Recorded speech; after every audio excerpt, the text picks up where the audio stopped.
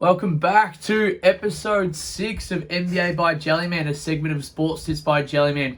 We cover off this week NBA Week 5 review, NBA Week 6 preview, and then select teams' insights and also the consistencies towards the back end as well. So topic 1 will be the Week 5 review, winners, losers, highlighted games. Topic 2 will be select teams review. So I think there's about sort of 6 or 7 teams within there where we cover off their record, the standings, and a bit of insight about that team, as well as that team's player consistencies, as well as potentially team consistencies as well.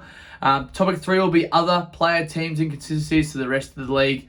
Topic 4, Week 6 preview. And then topic 5, we're going to do Tuesday and Wednesday, a bit of a discussion about head-to-head lines and totals for the upcoming 2 days, obviously being shot on a Monday night. But we'll crack right into it. So I've got topic 1 here. We've got the Week 5 review. Tuesday games, we saw 7 games. The Raptors, they beat the Pistons. Hornets, they beat the Magic to snap their losing streak. The Celtics, they beat the Thunder by just 4 points. Tatum was held strong in that one. Heat upset the Suns. Booker had 25. Washington had 21 points off the bench. And Bam had 30 points and 10 rebounds. The Heat obviously upset the Suns. That's actually our highlight game of the day. The big takeaway from that one is the Suns against Big. So obviously with Ayton at the 5, Bam and other centers within the league have been able to make use of going at him. He has a bit of a slow reaction time. So a lot of bigs have been able to score fairly good amount of points against him. The Clippers, they beat the Rockets. The Hawks beat the Bucks in Milwaukee. And the Warriors, they thumped the Spurs in Golden State at home. Wednesday's game saw 5 games. The Pelicans beat the Grizzlies. Durant had 36 points, but had a little bit help, which means he had no help. CJ had 30 points. That was our highlight game of the day. Not many games, obviously, on a Wednesday. The Mavericks beat the Clippers. Luka's 3-pointer sealed it. And the way he shot it, I'm sure you've seen the highlights, but sort of fading away to that left boundary court side, and obviously drained it to sink the Clippers. The Knicks, they beat the Jazz in Utah. Their first time, and it's since I think Capela was potentially playing for Denver, so a long time ago.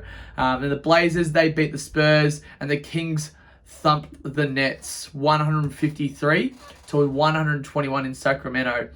Moving on to Thursday games, so there was 10 games. Pacers, they beat the Hornets. Wolves beat the Magic. Thunder beat the Wizards in Washington. SGA had that 3-point game winner. Celtics beat the Hawks in Atlanta. They actually thumped the Hawks in Atlanta. Raptors beat the Heat. Bucks beat the Cavs. Pelicans beat the Bulls. The Rockets actually shocked the Mavs. Luka was rested in that game, so not much to take away from that one. And then Knicks get a win in Denver for the first time in forever. So the Knicks back-to-back wins. So obviously they beat the Jazz. Sorry, we mixed that up. They beat the Jazz in Utah, but then back it up the next day by beating Denver for the first time in forever, as we mentioned, but also beating the Jazz for the first time in forever in Utah. The Suns, they beat the Warriors again, 130 to 119. Curry had 50 points, but wasn't enough. Booker 27, Payne 29, Bridges 23. We'll get to that later in the piece about the Warriors defense and where it's lacking and everything like that. But moving on, Friday's games, only 3 games. The Nets, they beat the Blazers. The O'Neal tip-in wins it for the Nets. Durant, he had 35. Watanabe, 20 points off the bench. Simmons had his best game yet, obviously prior to today's game. 15 points, 13 rebounds, and 7 assists. The Kings also beat the Spurs. The Clippers beat the Pistons in a low-scoring, terrible-to-watch game, to be honest. Saturday's games, so 11 games. The Wizards beat the Heat in OT by 1 point. Now the Heat only played with, I think it was 8 players, so they didn't have many players to play with. Cavs, they beat the Hornets in double OT. Sixers beat the Bucks. Giannis missed a lot of free throws, and then there was that drama after the game, which we won't go into, which I'm sure we've seen. Magic, they beat the Bulls in Chicago. Pacers beat the Rockets. Grizzlies beat the Thunder. Mavericks beat the Nuggets, but the Nuggets were without Jokic, Gordon, and Murray, so not much to take away from that one. And the Nuggets actually upset the Mavericks today, funny enough. The Celtics, they beat the Pelicans. The Jazz bounced the Suns in a high-scoring 134 to 133 contest.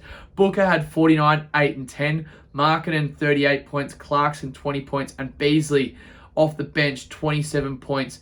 We're still not sure why the Timberwolves got rid of him. He would be unreal off their bench at the moment. The Warriors bounced back at home to beat the Knicks, and then the Lakers beat the Pistons. So that was Saturday's games. Sunday's games. So there was 5 games on a Sunday. Hawks beat the Raptors. Pacers beat the Magic. Wolves beat the Sixers by 3 points. The Sixers were coming off a back-to-back though. Embiid still had 32 points, but he was 6 of 15 from the field, but 18 of 20 from the free throw line. Anthony Edwards, 25 points. That was a real sort of low-scoring key player affair. Milton had, I think it was 20-odd points coming out off the bench, starting for the first time in a while. The Jazz, they beat the Blazers. Clippers beat the Spurs. Monday's games, so there was 2, 3, 4, 5, 6, 7, 8 games for a Monday, with the Suns beat the Knicks, so earlier this morning. The Wizards beat the Hornets. Kings beat the Pistons. The Nets beat the Grizzlies, so they're actually on a bit of a win streak at the moment, 127-115 at home. Brooks, Dylan, so that's for Memphis, had 31 points. KD, 26 points. Simmons, his best game yet, scoring-wise, as a net, 22 points, 8 rebounds and 5 assists. And obviously Kyrie returned as well, so big news there. Cavs, they beat the Heat, but the Heat, once again, not many players were available. Warriors beat the Rockets. Nuggets beat the Mavericks, so they're without, once again, Jokic, Gordon and Murray. And we'll get into the Mavs a bit later in our sort of piece. And the Lakers, they beat the Spurs. So that's the review of last week's games. A few up and down results. Points scored in some games, points not scored in others. Main players performing and not performing. It's really picking and choosing it. We also saw a lot of stats from previous games last season not really matter when it comes down to the grit and grind of it, potentially it being, I guess, matchups and how this season is looking rather than previous season stats. That's what we're seeing in the early piece anyway. It is only November. We're only now just a month in, just ticked across the month mark, with obviously the season starting back on Wednesday the 19th of October. Topic 2, team-by-team review. So just quickly, what we'll sort of go through in this segment is we review each teams we've sort of selected, week just gone, their current record, potential standings, the win and loss streak if they are on one, total points for and against, and totals obviously, key player consistencies, their upcoming week, and also an insight we've taken away from their first month of basketball so far.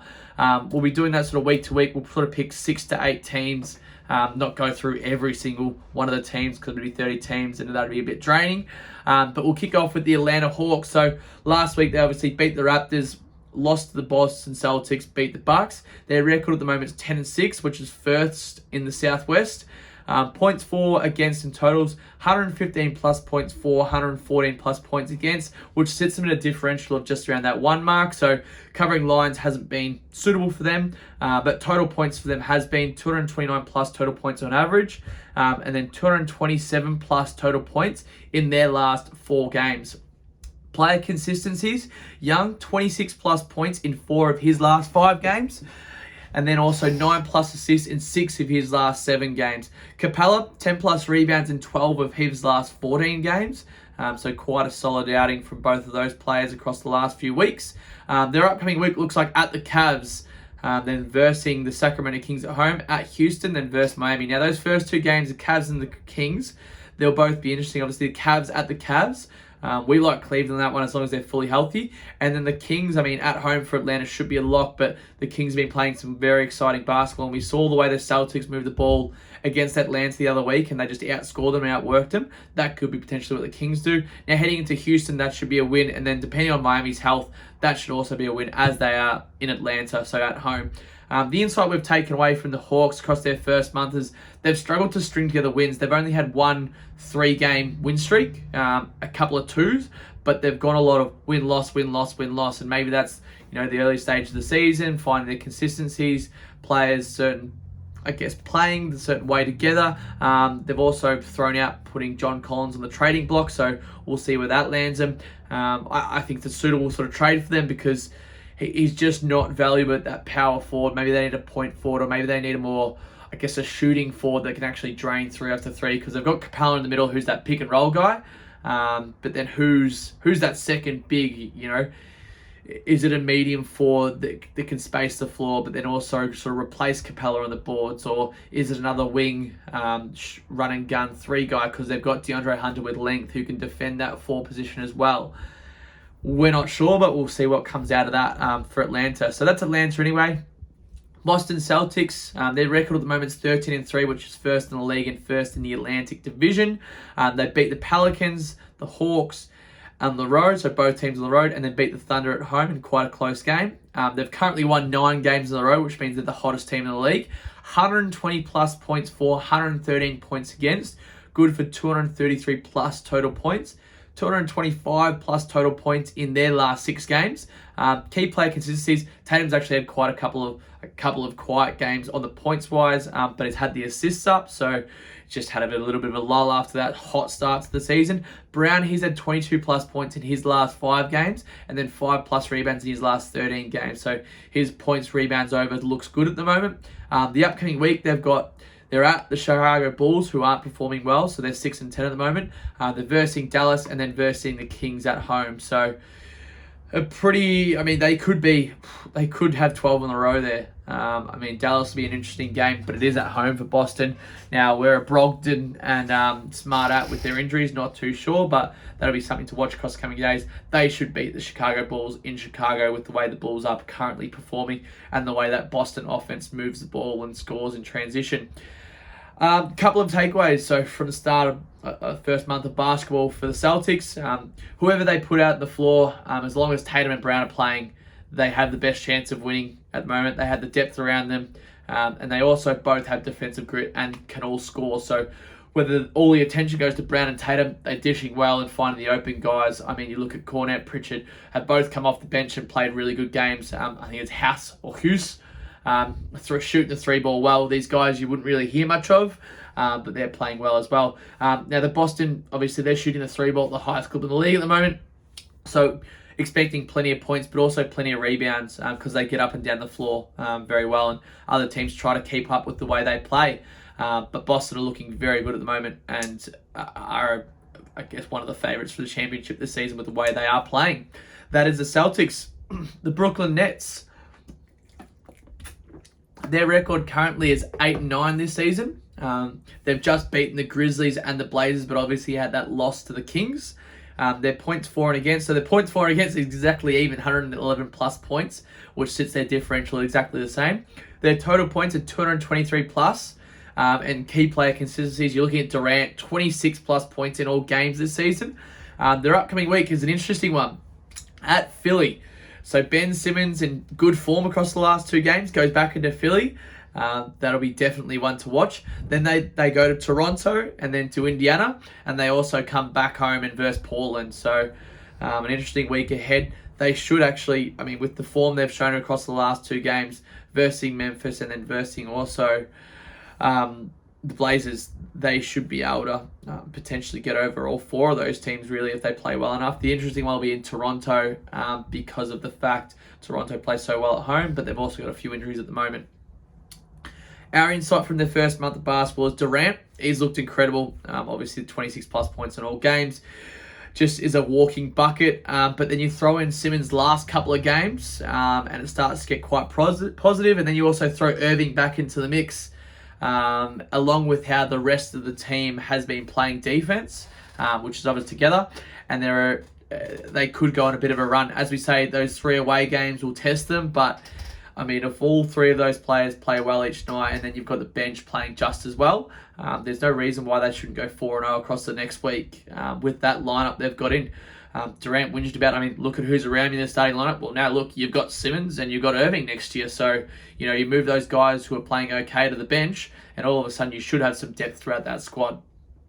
That's the Nets anyway. The Bulls, we've already sort of touched on them, but their previous week they've lost to the Magic, lost to the Pelicans. They've actually lost their last 4 games, and they're sitting at 6-10 this season. Now, we sort of mentioned before the season that they were a team. The East is strong, and we'll get to it through the inside. But currently, their points for are sitting at 110 plus points, 111 plus points against, which sits them in the minus.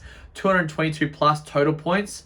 And then the key player consistencies. DeRozan, he's had 28 plus points in 3 of his last 4 games. Levine, 20 plus points in 4 of his last 5 games. But where else is the production coming from for those guys? The upcoming week versus Boston, at Milwaukee, and then at OKC. So 3 actual tough games. I mean, Boston, Milwaukee, I chalked those down as 2 losses already because of the fact of just the way the Bulls are playing. And then at OKC is an interesting one because Oklahoma, they can score the ball, whereas that's where the Bulls are struggling at the moment.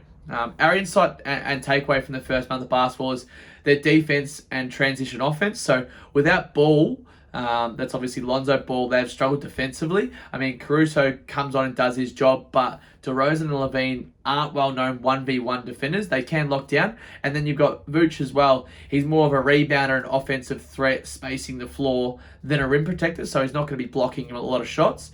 Hence why we've seen a lot of should-win games they've lost. And as we said earlier in the season, the East is deep at the moment, and Chicago, they'll be lucky to make the playing game at this stage with the way they're currently playing.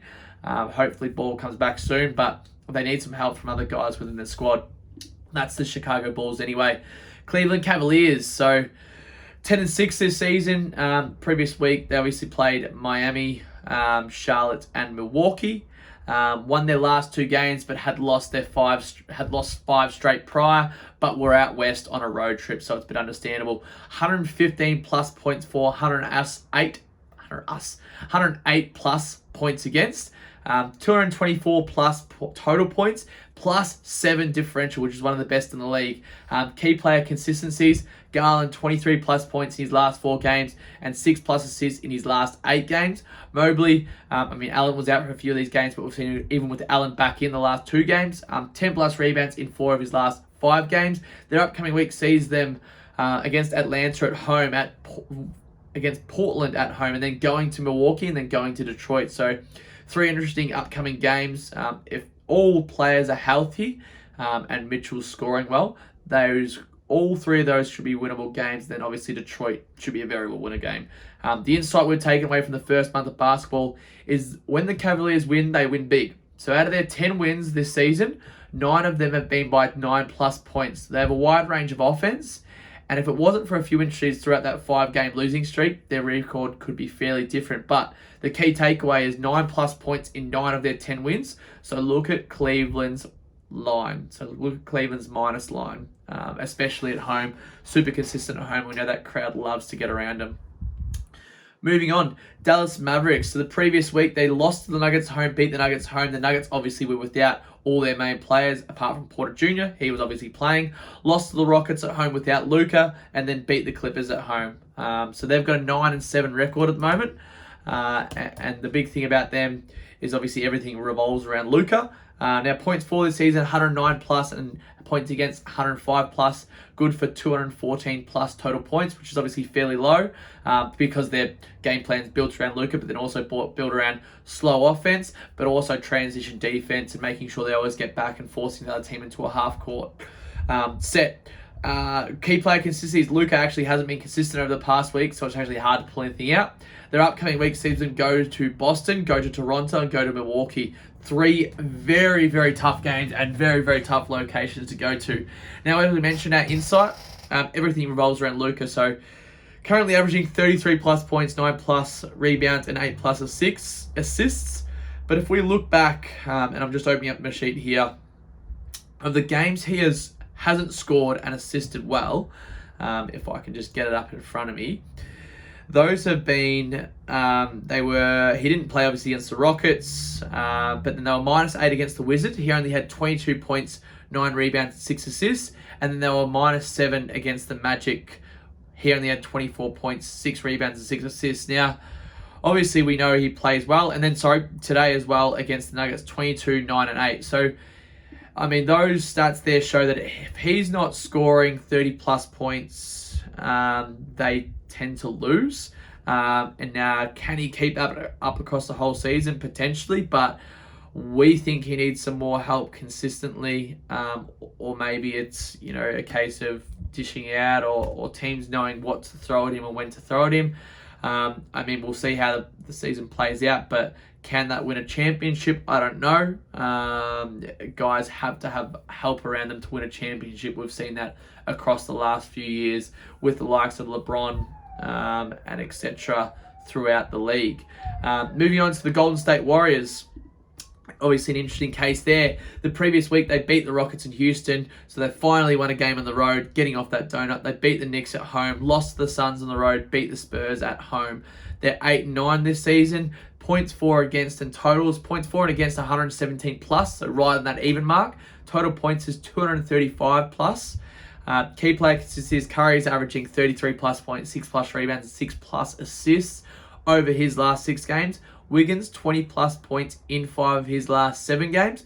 Their upcoming week sees them versus New Orleans, in New Orleans. Come home, play the Clippers, play the Jazz, and then in at Minnesota against the T-Wolves. So a good upcoming week for them. Our insight from their first month of basketball. Defense-offense. Now, what does that mean? Their 2 biggest things at the moment for the record they currently have are both of those areas. The losses they've had have been due to how poor their defense has been played, while in their wins, it's been due to their offense, obviously scoring a lot more points than the other squad. We saw it today against Houston, 127-120.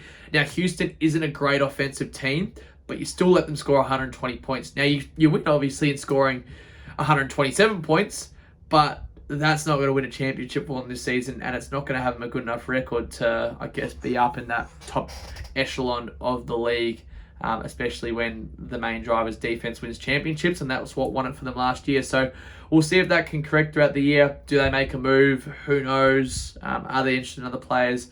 Who knows? It could happen, but I mean, one thing we know, maybe it is something currently due to the team chemistry that's a rock through the offseason, or maybe it's that bench lineup that's just not gelling correctly on defense. There are obviously a lot of young players through there. The loss of Peyton Porter Jr. Affecting them, the troubles that Green's having, all that sort of stuff. Obviously sending Wiseman back to the G League to improve. We'll see how it pans out for the Golden State Warriors. That is topic 2 done and dusted. So obviously we got 1, 2, 3, 4, 5, 6, 7 teams we covered there. That will be in the show notes as well. So if you want to sort of suck anything out of that, copy and paste anything out, more than welcome to. But topic 3, we move on to player and team consistencies. So these are teams that still have consistencies, but we didn't do a deep dive into them. So Detroit, Bojan Bogdanovic, 20 plus points in 5 of his last 6 games. Team consistencies, they've had 225 plus total points in 6 of their last 7 games. The Houston Rockets, player consistencies, only seeing Jalen Green 4 plus assists in his last 6 games, so passing the ball more than scoring at the moment, handling that guard position along with Porter Jr. Indiana Pacers, Halliburton 20 plus points in 5 of his last 7 games and 11 plus assists in 5 of his last 6 games. The LA Clippers only had team consistencies, which is 216 total points in 5 of their last 6 games. And then the Lakers, moving to them, Davis, 30 plus points in his last 3 games and 14 plus rebounds in his last 4 games, playing unbelievable. Westbrook, 10 plus assists in his last 4 games off the bench. And the Lakers, they've won their last 3 games and all without LeBron. So the inclusions back of Bryant and co are helping, and some more consistency on defense is also helping them. Milwaukee Bucks, Portis, 10 plus rebounds in 6 of his last 7 games. The Timberwolves, Edwards, 25 plus points in 3 of his last 4 games. They've actually won their last 3 games as well, so on that same sort of streak as the Lakers. 220 plus total points in 7 of their last 9 games. The New York Knicks saw Brunson, 20 plus points in 8 of his last 11 games. He dominated today against the Suns, didn't even play the whole game, still had 20 odd plus points. OKC, SGA, 33 plus points in 8 of his last 11 games. Giddey, 6 plus rebounds in his last 8 games. And they like to score the ball 230 plus points in their last 6 games. So OKC to score points over is always a good look. Orlando Magic, Wagner, 20 plus points in 6 of his last 9 games.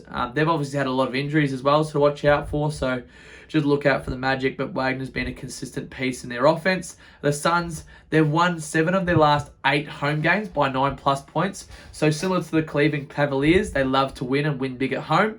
The 76ers, Embiid, it's all about Embiid, 32 plus points his last 4 games, 9 plus rebounds in his last 6 games, 6 plus assists in his last 4 games. The Trailblazers, Simons, 23 plus points in 8 of his last 9 games. And then Lillard, 7 plus assists in his last 4 games. The Sacramento Kings, Obviously, they've won their last 6 games, 229 plus total points in their last 8 games. And then Fox, 28 plus points in his last 2 games, but 7 plus assists in his last 6 games. 2 more to go. Toronto Raptors, OG Anunoby, 26 plus points in 3 of his last 4 games. Barnes, 4 plus assists in his last 11 games. Something to watch out for with Siakam out. He's actually handling a lot of the point guard or point forward position. And then we've got the Wizards. Beal, 25 plus points in his last 3 games since coming back from injury. And the Wizards, they've won 6 of their last 7 games, so one to watch out for in the East out there as well. That is topic 3, done and dusted. As mentioned, that will be in the show notes as well, with obviously all those player consistencies. Copy and paste it, put it into your book for the week. Do whatever you need to do. Topic 4, so NBA Week 6 preview. So Tuesday, there's 8 games, but there's actually quite a few games to watch. So the Hawks at the Cavs, Celtics at the Bulls, Blazers at the Bucks, Heat at the T-Wolves, Warriors at the Pelicans, Jazz at the Clippers. So, I mean, quite a few good games there to watch. Maybe a couple of upsets brewing, a couple of road winners. We'll see how Tuesday goes. Wednesday, 4 games. So the Nets at the Sixers. We've got Simmons returning to Philadelphia. That should be an interesting matchup. The Lakers at the Suns. Suns should win that. AD should go off with how sort of, I guess, Ayton and the Suns defend bigs at the moment. Thursday sees 12 games before Thanksgiving. Blazers at the Cavs, Kings at the Hawks, Mavs at the Celtics, Clippers at the Warriors. 4 games to watch out of us. Obviously Friday, no games. Saturday, 14 games. Blazers at the Knicks, mainly Lillard in Madison Square Garden. Kings at the Celtics. The Kings have now become relevant because of their win streak and how they're performing. The Cavs at the Bucks. Mobley, Allen versus Giannis, and Lopez in the paint there. That'll be an interesting watch. Jazz at the Warriors, Nuggets at the Clippers. Hopefully the Nuggets are healthy by then, so we see a good matchup. Sunday sees 4 games. Mavs at the Raptors, so Luka travels up to Toronto. Thunder at the Rockets. I mean, it's a lower-ended game, but both of those teams will love to score a lot of offense in that game. And then the Jazz at the Suns, obviously a 1-point thriller. In Utah, we'll see how Phoenix bounces back against them. Monday sees 9 games. The Warriors at the T-Wolves, Heat at the Hawks, the Wizards at the Celtics, and Mavericks at the Bucks. So Luka versus Giannis, Warriors versus the T-Wolves. A lot of scoring in that one. The Heat at the Hawks, defensive battle, and the Wizards somehow irrelevant at the moment, with their big 3 performing well against, I guess, the big 2, the 2 J's, Brown and Tatum. We'll see how that goes and the week ahead goes. Topic 5, so something a bit new. Obviously, we're on Bet365 at the moment, and they've got Tuesday and Wednesday's head-to-head lines and totals up, or some of the totals, I should say. And we'll just cover them off quickly, what we're thinking off the top of our head. So, you know, the Cavs and the Hawks, obviously not looking at the lineups or anything like that. This is just sort of judging off what we've just pretty much gone through. The Cavs are minus 2.5 at home. The totals are 225.5, and the head-to-head or money line is 171 for the Cavs. We like either the line for the Cavs or the head-to-head. That'll be something we'll be definitely taking as long as all players are healthy tomorrow. Look at the Magic at the Pacers. -7 for the Pacers. We don't like that line. The Magic aren't too great away, but depending on who they actually have in, and depending on how the Pacers shoot it, that's all dependent on. Over-under is 226.5. The Pacers do love to score points. It's just all dependent on who's playing for the Magic as to how much offense they actually have. So look at the lineups before you do anything with that game. And the Celtics at the Bulls. The Celtics are -6 road favourites. The over-under is 227.5. I'd be staying away from the over-under this one just because the Bulls somehow struggle to score. I'd be looking at something like a head-to-head along with a Jaylen Brown player prop potentially. I reckon DeRozan scores well on this one though against the Celtics, as both teams like to get up and down the floor. Then we've got the Warriors, the Pelicans. Currently the line's set for the Pelicans -5.5. I guess looking at who's healthy, Klay Thompson may not play coming off a back-to-back. There's no total points set in that one. The money line is 145. The Heat at the T-Wolves, there's no markets as of yet. The Knicks at the Thunder, -2.5 the Thunder's way, which is interesting. The over-under is 230.5. And then the head-to-head is 171. We will be staying away from a head-to-head in this one, as well as total points, but looking at something like a Brunson total points over, Randall points over, as well as an SGA points over. But staying away from the total points, as the Knicks sometimes can defend or pull out players early if they are down and down big, and the OKC Thunder are coming off a bit of a rest as well, so they'll be well rested and ready to score some points. But then they've got the Blazers at the Bucks. The Bucks are actually minus 8.5. The over-under is 216.0. We actually like, first look at it without looking at the lineups. There might be some players out in Portland. But the Bucks minus 8.5 is pretty heavy. We'd like the Blazers plus 8.5 on that one. Or maybe you could go like a plus 12.5 with a varied over-under, with about that over of about 204, 205. With all the stats that we've just went through. Both those teams should be able to score at least 105 points each. Then we've got the Jazz, the Clippers. The Jazz are underdogs. 250 underdogs against the Clippers at home. These sides have obviously played it quite a few times before. Now Leonard's back, depending on health. Just have to have a look at who's healthy for that one. But with the way the Jazz are scoring the ball, they did have some terrible road games, but they're coming out consistent across the last couple of games. That'll be one to look at as well. So that's obviously Tuesday. Wednesday's not currently up as we thought it was.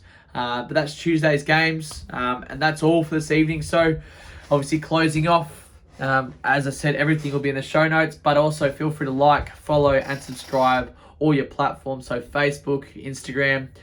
Shoot us a message on Messenger if need be. Also jump on the YouTube, subscribe. Obviously helps us grow. And then also on Spotify and Apple Podcasts, whatever you listen to, have a look at the Linktree link. It is all in there. But that is all for this evening, folks. Thank you again for listening in. And have a great night and great week of punting ahead. Thank you.